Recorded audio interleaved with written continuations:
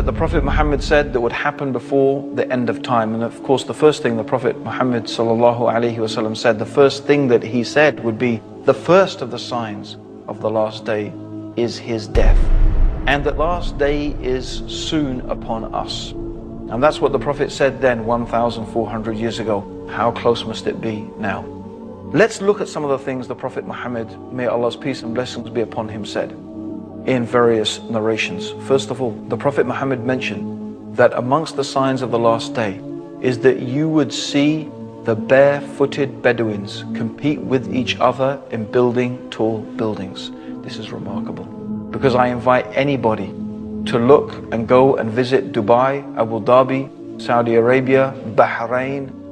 These are places where 60 years ago, I remember when I was in Kenya and they were complaining how there was no more money coming from Saudi Arabia after 9/11 and so on and so forth. And they were saying, well, you know, 60 years ago, we used to send money to Saudi Arabia to help the orphans and the madrasas there. Now you will find the people who only 60 years ago were barefooted Bedouins competing with each other in who can build the tallest building in the world. In fact, it said there's going to be 6 of the tallest buildings in the world in Dubai in the years to come. This is something the Prophet Muhammad was predicting 1,400 years ago. It is truly a sign of the last days. The Prophet Muhammad ﷺ also mentioned that the mosques would become like palaces. And this is the case even though the Prophet ﷺ ordered simplicity in the houses of Allah. The fact is that they've become more and more fantastic, and more money is being spent on these mosques with domes and floors and golden domes and floors and everything to match, with so much lavish chandeliers and carpets like palaces, as the Prophet ﷺ said would happen. Also, the Prophet mentioned that trustworthiness would disappear, so much so that a person would be able to say, I know a trustworthy person in such and such town. I ask you yourself if maybe that is not the case today. Also, the Prophet mentioned that there will be an increase in killing. The Prophet called it harj, to the extent that the one who is being killed and the one who is killing, they don't even know. The one who's being killed doesn't know why he's being killed. The one who is killing doesn't know why he's doing the killing. I think this is describing the condition of some cities today, where kids are shooting people. The person has no idea why he was shot. In fact, people are being shot merely just to prove themselves or for any type of madness that you can imagine. Not even to mention the massacres of so many people that is taking place due to terrorism, whether it is the terrorism of countries or the terrorism of organizations or individuals. We shouldn't really make a difference. It's all terror. When women and children and innocents get killed, it's terror by the hands of whoever it is. People do not know why they're killing or why they're being killed, to such an extent that it is unimaginable, just as the Prophet Muhammad predicted 1,400 years ago. Also, the Prophet mentioned that there would be the increase in the use of riba, which means usury, interest, credit cards, mortgages, things like that. In fact, to the extent that no one would be able to escape the dust of it. Everybody will be affected by it. And this is without doubt the truth of the world economy today. The whole world economy is affected and controlled by banks and the use of interest money. Even though in Islam it is totally prohibited, even though in Christianity, up until the 16th, 17th century, riba was forbidden in Christendom as well. But yet today, it is something that controls the world economy to the extent that no one can escape it, just as the Prophet Muhammad predicted 1,400 years ago. The Prophet also said that there will be an increase in literacy. In fact, so many people will be able to read and write, but actually knowledge will decrease. Isn't that a type of paradox? More people will read, and what do we end up reading? Most of us, we read rubbish. We read rubbish stuff.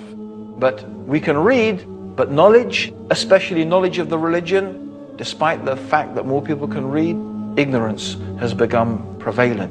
And this is what the Prophet ﷺ said, that religious knowledge would decrease, not by the books disappearing, not by, knowledge being taken from the minds of the people. No, the knowledge in the sense of the books will be there, but the scholars, so that only ignorant people will remain. And people will ask them for religious verdicts, and they will give it, even though they are ignorant, and they will misguide themselves and misguide others. Anyone acquainted with the Muslim world today will be familiar with this. And the Prophet mentioned the speakers will be many and the scholars will be few.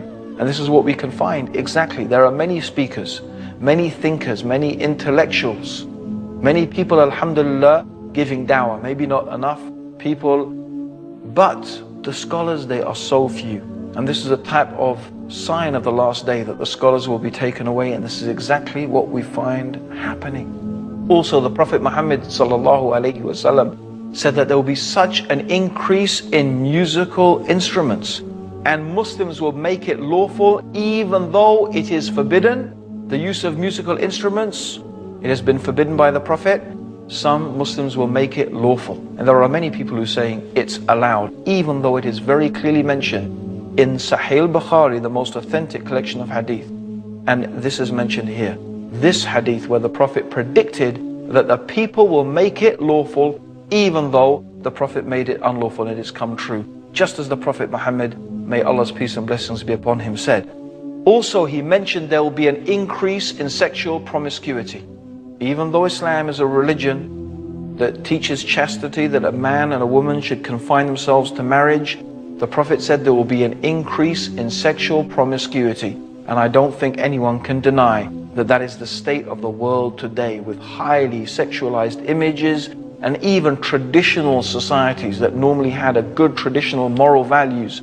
For example, like India. Even in India, for example, promiscuity is becoming more and more common, hardly than it ever was before. Even in Muslim countries, where the whole idea of sexual promiscuity is so against the teachings of Islam, it is unfortunately becoming more and more common. And the Prophet Muhammad said that because of this, diseases would appear that people had never heard of before.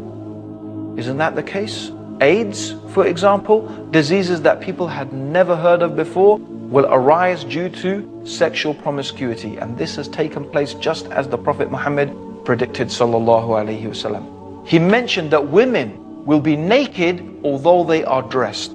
The dress of some women today, which in all but means is nakedness, with the clothes that are so tight they describe every shape of the body, which this technology did not exist to make those type of clothes in the time of the Prophet. Yet the Prophet Muhammad is describing how this nakedness amongst the women will become prevalent.